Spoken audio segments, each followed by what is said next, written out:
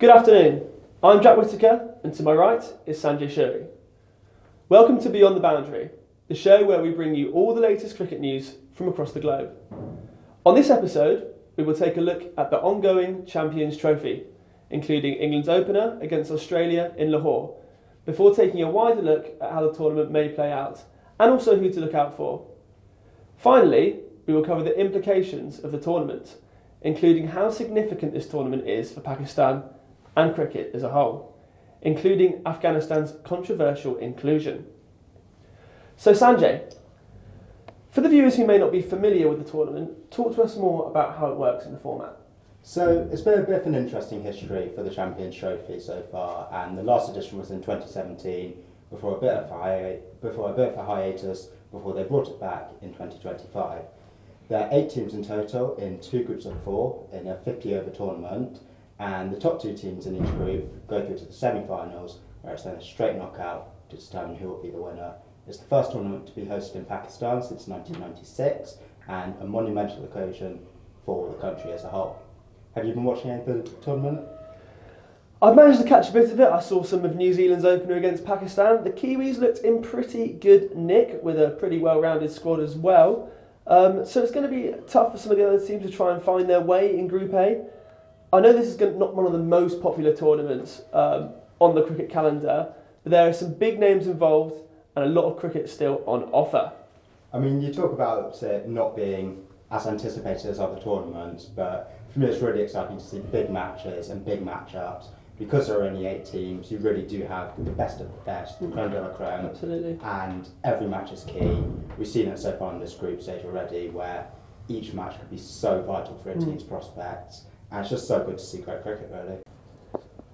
Speaking of big fixtures, we've got one this weekend which England cricket fans will be very familiar with. It's England versus Australia. The second match in Group B, both sides with slightly depleted squads going into this. We've got Lucy Blitz to talk more. So Lucy, Brendan McCullum took over as coach of this ODI squad in the new year. He hasn't quite had the start he would have hoped for with a pretty dismal tour of India, and they have struggled with white ball cricket in the past. Could this be the tournament to get England back on track? Yeah, I mean, it's no doubt that India are a force to be reckoned with, both in the ODI format and on home soil, but England were bowled out in 6 of their 8 innings against India. I think that pretty much tells you all you need to know. And it is a shame because Brendan McCullum described this side as, a batting lineup as powerful as any in the world, and he wanted those selected to be able to play a watchable brand of cricket, which is obviously exactly what he's saying for the Test team. So he's trying to transfer that attitude from the Test side to the ODI side, but they're 2 very different kettles of fish. It's a very different style of cricket that you need to be able to execute quite well, and England just haven't been able to do that for a long time. Look at their performance in the World Cup over the summer, it really wasn't to the standard that they should have been. And so it looks a bit like just too similar to the days of Matthew Mott before Brendan McCullum took over. So it really does feel like this tournament needs to be the thing that kind of picks England ODI cricket back up off the ground and onto its feet. And I do think it could be the thing that, gives the side that little bit of spark if they need going into the summer. England are one of the favourites, I think possibly 3rd favourite to win the tournament overall. So we'll have to see how it pans out. But yeah, hopefully it should be a good thing to get it back on track. Yeah, I think we can all agree that England really do need to pick me up, given their build up to this whole tour, to this whole tournament in general. They had that India tour which went disastrously, and then of course Golfgate, which I'm sure you'll go into a bit more later. Yeah. But is this England squad too lazy? Are they a bit too blasé and casual with the tournament? And should they be taking something like this a bit more seriously? It definitely sounds that way, doesn't it? I mean, as you said, their work ethic was questioned a lot during their tour of India.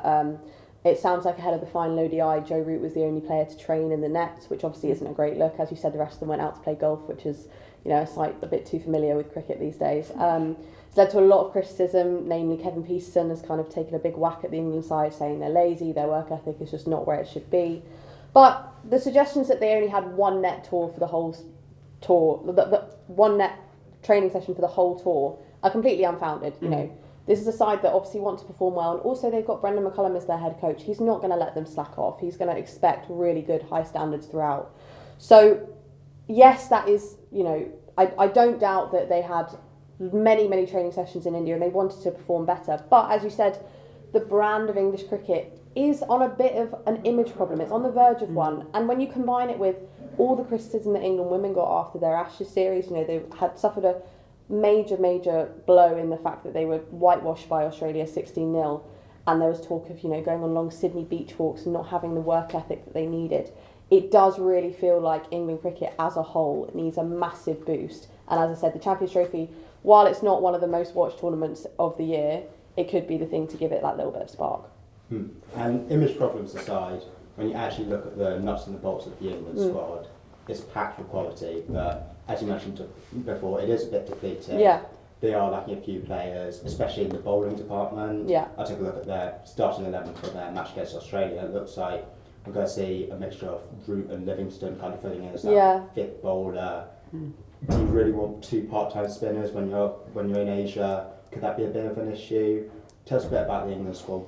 Where do you think they can win this match against Australia? Yeah, it's a tricky one because they've had, you know, to the lesser extent of Australia, who I'll come on to in a minute, but England have got a couple of big absentees, notably, I mean, Jacob Bethel, that's a big loss for them, the fact that he's such a high-performing all-rounder. They've obviously lost him to a hamstring injury, and he's been replaced by Tom Banton, who isn't an all-rounder, he's an out-and-out batter, so you are losing some quality in the bowling department there.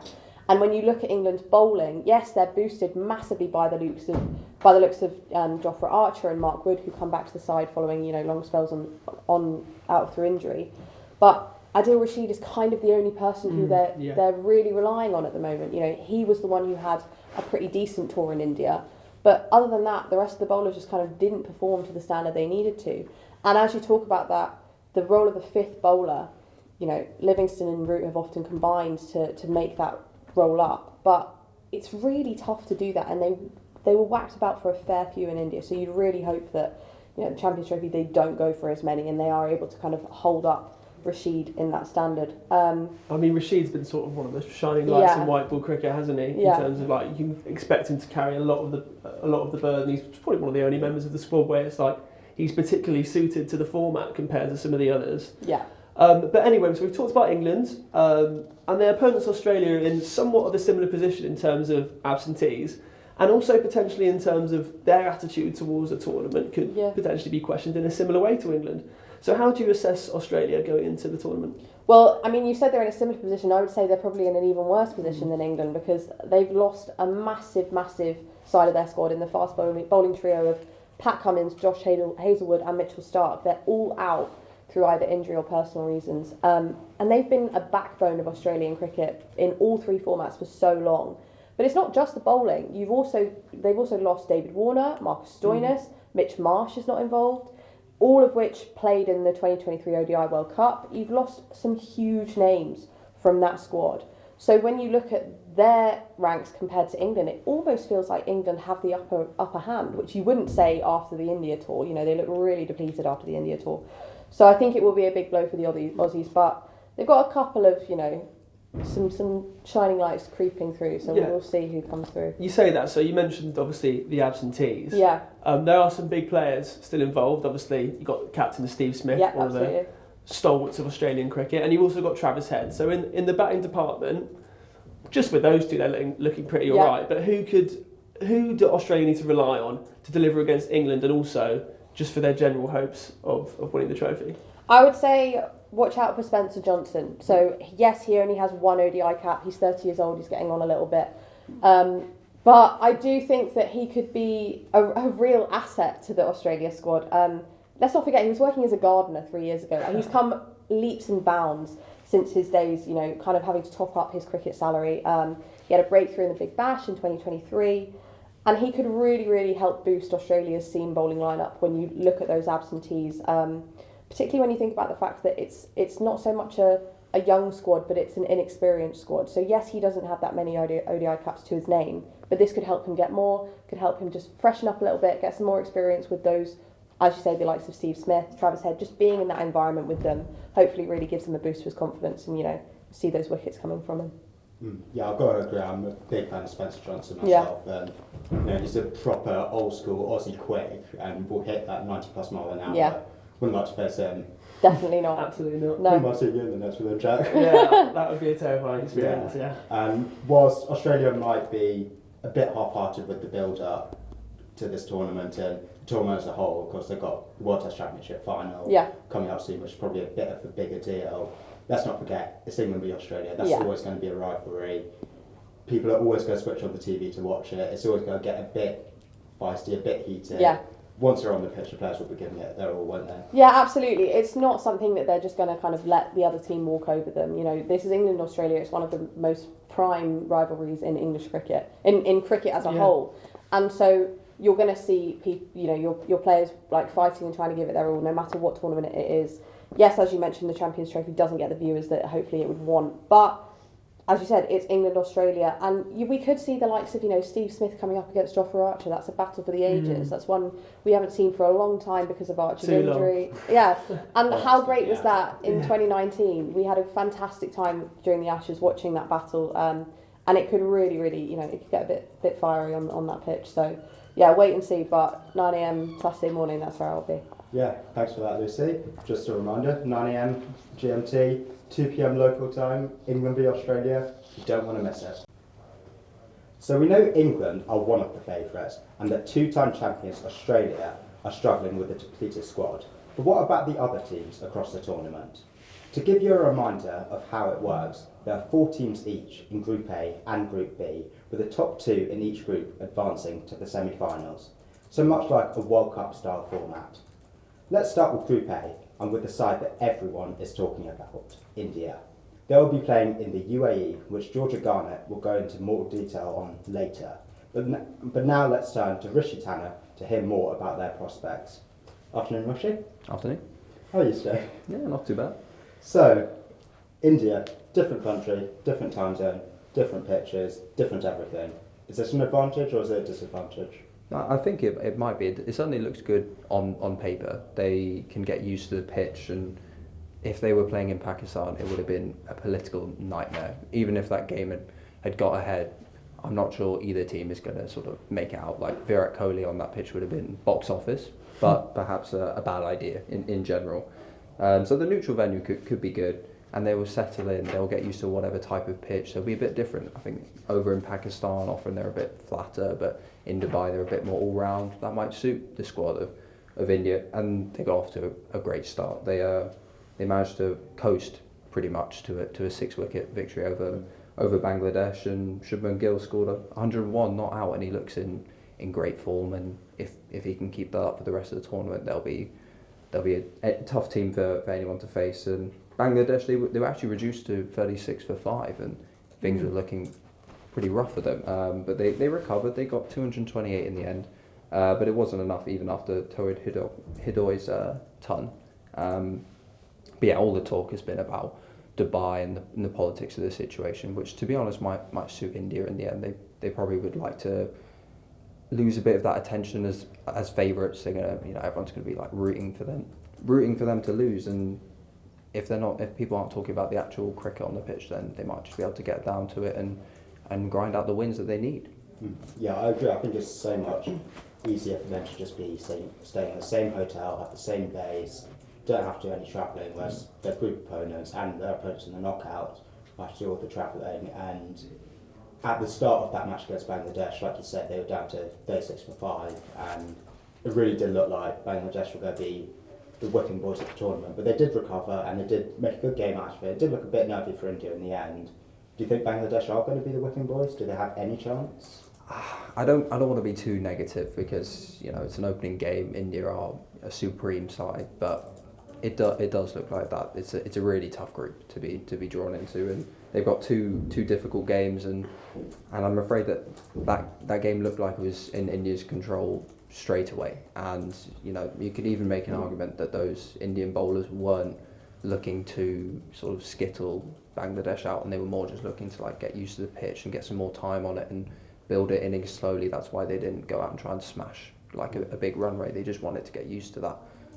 So there could be a situation where Bangladesh really struggles for the rest of the tournament, which is a shame. But they do lack the batting firepower that you need in one day. You need a game changer to go smacking innings to either bring you back into it. And one of their players scored a ton, which is a good score, but there was no other support from the rest of that squad, so it's not looking great for them. And how about the hosts, Pakistan? Obviously, they're as a cricketing nation, they've been progressing over the past few years. They are of course, the last winners of the Champions Trophy, if you want the holders, albeit it was in 2017. What do you think about Pakistan and their chances, and a pretty disappointing start? Yeah, I mean, I would have been more positive about them, especially with that home fan factor. But it took 2 balls for their defence to take a serious blows. One of their star batsmen, Fakir Zaman, he was ruled out yesterday for oblique injury, so he's out for the entire tournament. He did come back out and bat, but he looked in pretty poor shape. And yeah, the 60-run defeat to open the tournament to New Zealand was not the start they were looking for, and they didn't look as competitive. And they have injuries to blame. They've got other players out. They've got Saeed Ayub, he's also out too. And it's such a shame that we don't get to see that side that was in such good form at the end of 2024. But there's not a lot you can sort of do, and they need to ride that wave for the rest of the tournament, and hopefully that India game is the one that. Oh, it's massive, isn't it? Yeah, if they win that, to be honest, even if they don't make it through, I'm not sure they'll be that bothered. No, I completely agree. Yeah. If they manage to, like, they'll be able to kickstart it, but they look seriously depleted, and that's tough when you're going up against India. Yeah, it'd be a completely different atmosphere though if that match was happening in Pakistan, but unfortunately not.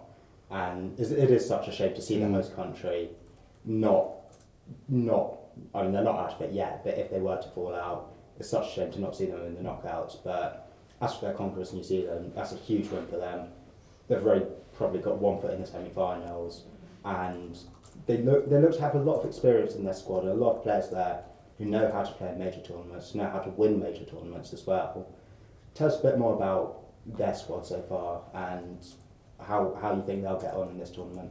I mean, obviously, as Pakistan were hosts, there was a lot of attention on them, but you are right, New Zealand are a serious side, and they're led by the experienced Mitchell Satner, and that's such a positive when you have a squad like that. You want people who've been there and done that, and they look a real strong force. Their batting trio of Tom Latham, Will Young, Glenn Phillips, they looked in scintillating form, and those are the types of game changers I was talking about, the people who can quickly knock out a century, a half century, and wrestle momentum back to your side, and they look really good. And if they can channel that form that the women's side saw for the World Cup, they'll be dangerous. And maybe it's cliche to call them dark horses, but maybe at this point, fair assessment. Yeah, I feel like it has to be. I think they're like that. Yeah, and as you say, like 1 foot in the semi, if they manage to beat Bangladesh, they can sort of start looking forward to a semi-final tie against whichever side's on the other side. Yeah, exactly. So that's Group A, all covered. As for Group B, joining England and Australia are the inaugural 1998 winners, South Africa, and tournament debutants, Afghanistan. And as we speak, South Africa are cruising to victory against Afghanistan. Certainly the harder of the 2 groups, but whatever happens, we're going to see at least one big name not making the knockouts. Rishi, what do you think about South Africa? Do you think, a bit similar to New Zealand, they always come into these tournaments as a bit of the dark horses, and the Test form's been scintillating as they're in the World Test Championship final, but ODI form, not so much. They came into this tournament with 5 straight losses. Do you think they can get it together and try and shake off this narrative of being bottle jobs and get a major trophy here? They're always a difficult one to predict, South Africa, and they have so much quality, as you say, with the Test side, and there are some people who can carry that form into the one day. And a lot of people sort of looked at other things to blame, like obviously injuries are such a key part of tournaments at the moment, and the scheduling issues they've had. I mean, if you end up putting multiple formats going sort of at similar times, you've got players who suddenly have to make a choice, and they have to choose whether to target the Test form or target one day. And at the moment, as we've already talked about, the one day is sort of been frowned upon. But they're still a dangerous side, and we're seeing it right now. They posted 316 for 6 with Ryan Rilkerton posting like his maiden ton, and Afghanistan they only have a few wickets away from losing, so they're a weak side, and maybe we shouldn't judge South Africa too quickly, but they're still a really tough team to come up against, and this could be a turning point for them if they can build this win, go into Australia and England, and one of those two will have a loss into their next game, and they could be in for a really tough fixture for either one of them. Just briefly on Afghanistan then, we've talked about Bangladesh. I guess you could say massive cricketing nations, but somewhat new boys in terms of being in this top 8. Obviously, big emissions in terms of Sri Lanka and the West Indies. How do you sort of rate Afghanistan's chances? Obviously, there's a lot of other noise surrounding them, which we'll go into later. But in terms of from a cricket perspective, how are they looking? They're a little bit below some of the standard of some of the big four or whatever, but that's not really where they're at the moment. They're just developing, and they're producing good performances, and they're capable of beating a lot of teams that we've seen as they made a semi-final a few years back. They've actually done such a great job to even make this tournament, and previous winners Sri Lanka and West Indies, they're not even here, and Afghanistan are here, and they've earned that place, and they've got a lot of quality with Jonathan Trott's side. They've got Rashid Khan, quality bowler, and he's able to pick up some good runs as well. So it's maybe they're similar to Bangladesh in many ways, but they're still able to put up a good fight, and who knows, in a few years they'll be improving, and if they can keep the talk surrounding their cricketing form rather than all of the noises off the pitch, then I think they'll keep progressing well. Yeah. Thank you very much, Rishi. Yeah. Thank you. So the Champions Trophy tournament is taking place in Pakistan. It's the first time Pakistan has hosted an ICC tournament since 1996. There's plenty of wider context amongst the backdrop of this tournament. So let's turn to Georgia Garnett for more. So Georgia, why has Pakistan not hosted a tournament for 30 years? So in 2009, there was a terrorist attack involving the Sri Lankan team who were in the country for a test match. The team were ambushed by 12 gunmen in Lahore, and 6 policemen and a driver escorting the match officials lost their lives that day. The ICC decided that Pakistan were unable to host tournaments for a decade afterwards until the Champions Trophy this year. Given the political tensions between the two countries, India announced that they would not be playing in Pakistan, which means that they will play all their matches, including the semi-finals and the final, in the UAE. So, given that there's a lot of, not controversy, but there's a bit of fear about security, what have Pakistan done to make sure that this is going to be a safe tournament and all the talking points are about the cricket rather than wider issues? Well, they have ramped up security significantly. Over 12,000 officers have been deployed by the Punjab police across Lahore and Rawalpindi, and 9 planes have been chartered to ensure security and safe travel between the host cities for the teams. Of course, one team that's not going to be playing in Pakistan is India, who will be in the UAE, and given that that's a 2-hour flight away, different conditions, seemingly a different time zone, isn't it? How will that impact the other teams that have got to travel over to the UAE and then back to Pakistan for their games? Well, there's the obvious fatigue factor that comes with travelling. India won't have to have a 2-hour, 3-hour flight to play one match and then return for another 2 or 3 hour flight. They won't have to deal with the time change. They will have the same base throughout the tournament, so you don't have any of the fatigue factor that comes with travelling. That could be an advantage for the side, but we'll wait and see. It certainly has thrown up some questions, but another controversial aspect of this tournament is the inclusion of Afghanistan, who will make their Champions Trophy debut. The team's inclusion in the tournament is controversial due to the Taliban, who have effectively dissolved the women's team. The ICC rules state that a country must have a fully functioning women's team to maintain full membership. However, the Afghanistan's men's team is still able to play. Georgia, there are calls from British MPs for the team to boycott this tournament and boycott the Afghanistan match. Can you just tell us a bit more about what was going on in this country surrounding that particular match? So, across the UK political spectrum, nearly 200 politicians ranging from Nigel Farage, the leader of the Reform Party, to Jeremy Corbyn, the former leader of the Labour Party, who signed a letter to the ECB asking England to refuse to play in their match against Afghanistan, which will take place on the 26th of February. This was led by Labour MP Tonia Antoniazzi, who believed England's players should use their power to make a difference. However, Culture Secretary Lisa Nandy believed that the Games should go ahead as planned, as boycotts were, quote, counterproductive. The ECB refused to accept the calls, but they called on the ICC to act. Chief Executive Richard Gold called for Afghanistan's funding to be withheld until women's cricket is re-established, and to give support to the Afghan women's team, calling the situation a, quote, gender apartheid.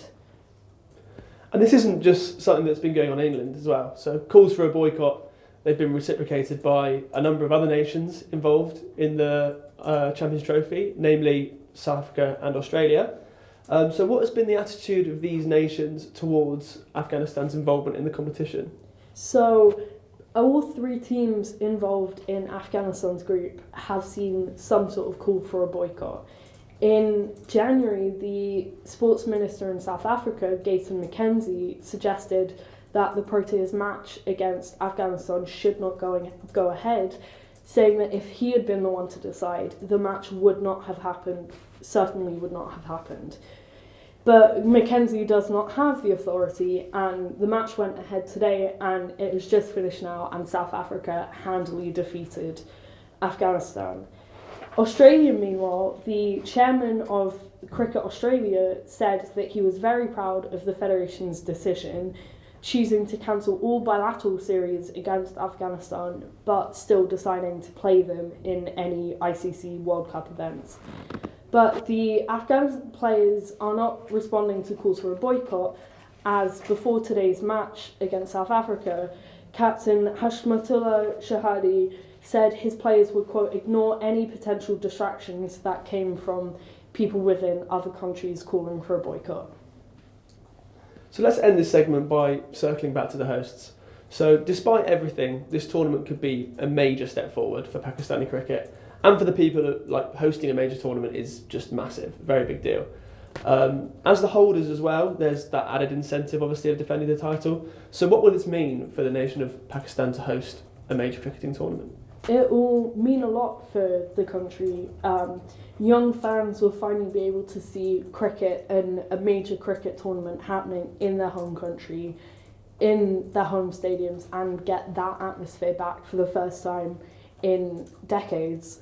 3 former cricket captains from Pakistan have all talked about in the media about how abuzz and excited the country is for the return of an international cricket event to Pakistan. And the Pakistan Cricket Board chairman Mushin Naqvi has said that the tournament would be hosted in a manner that would bring pride and joy to the people of Pakistan, and he sees the event as an ideal opportunity to show that all teams are welcome and all teams can play safely in the country. Perfect. Thank you very much, Georgia. You're welcome. Well, that's all we have time for you today, and whether you're a fan of the format or not, the Champions Trophy has thrown up some nail-biting clashes in the past, and when the giants of cricket lock horns, it's always capable of doing so.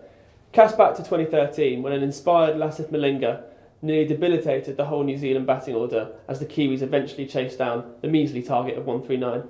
Or look even further back to 2004, when a fired-up England side were thwarted on home soil by a West Indies side that weren't really the threat of old. England's tours in white ball cricket have stood the test of time, but can McCullum finally find the solution and at long last put a Champions Trophy in the cabinet?